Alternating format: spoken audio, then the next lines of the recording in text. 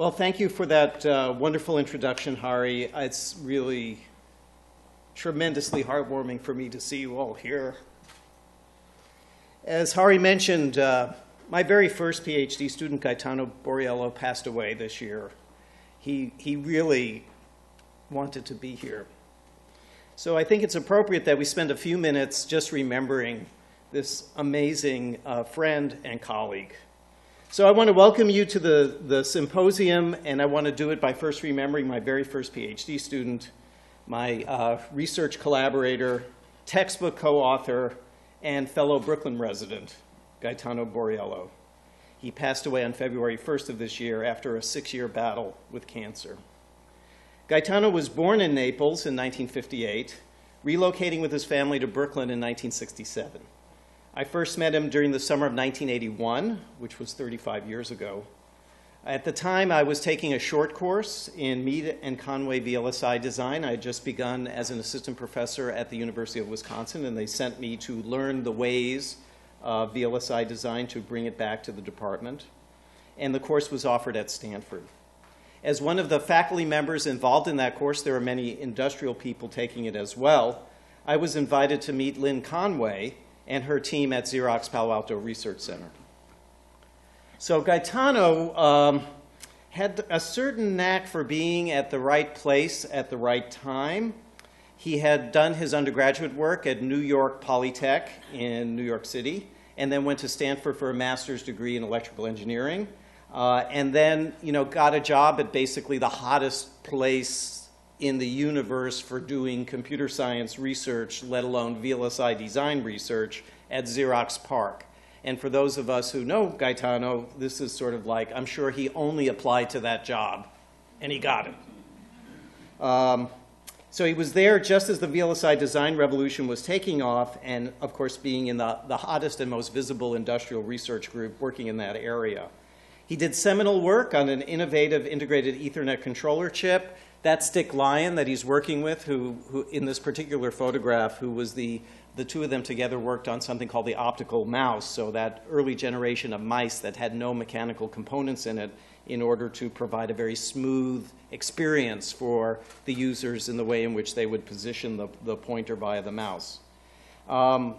He helped tremendously. I don't know if David Lee is here yet, but David will come presumably later today in developing some of the timing circuitry in our Spur chips, because Gaetano was an expert in developing tap delay lines and so on as part of the Ethernet controller chip that he developed. And he helped me enormously in my first foray, serious foray into VLSI design, in working on something called the multi-bus design frame. It was a printed circuit card with kind of a hardware circuitry that would allow you to drop your VLSI design into the middle of it and be able to access all of the normal capabilities of a microcomputer-based system like memory, I/O devices, and so on. When I arrived at Berkeley in 1983, Gaetano approached me and said I would like to continue for PhD, and I did everything I could to help him get into Berkeley, but of course he only applied to Berkeley and got in.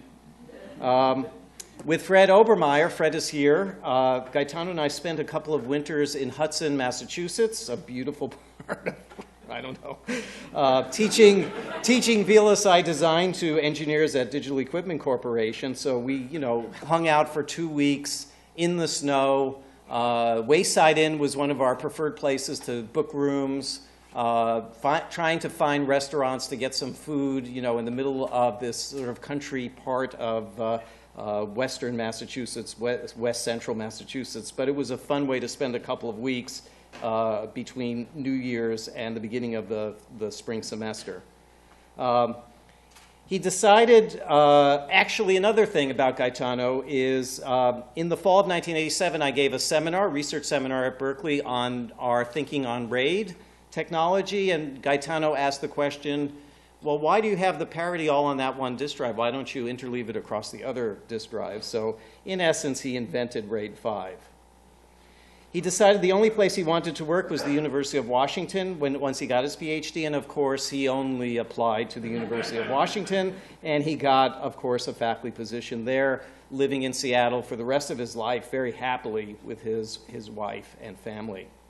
Of course, I thought he was insane to apply to exactly one place, but he got the job. His career was a testament in excellence in research, teaching, and service. He moved beyond the computer-aided design technical area that he worked with me to developing technology for the developing world. He developed something called the Open Data Kit, which is used now throughout the world as a survey and data collection tool for non-governmental organizations in the developing world.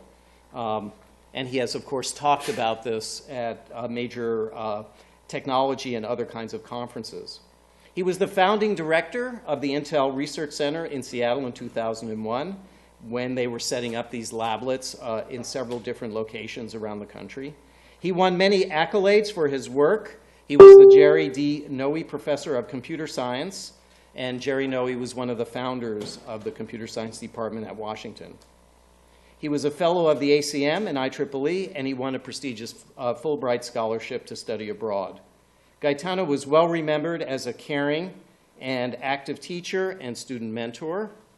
Of course, he wrote a book with me, as was mentioned. And he was recognized with a UW Distinguished Teaching Award and the Marcia L. Landolt Distinguished Graduate Mentor Award. He was generally known as the heart and soul of the Computer Science Department at Washington. Primus inter pares, first among equals. And nulli secundus, second to none. Will you join me in a moment of silence in remembrance of Gaetano? And if you did not know him or of him, then I ask you in his spirit to think of someone else who has had a profound influence in your life and work who is no longer with us.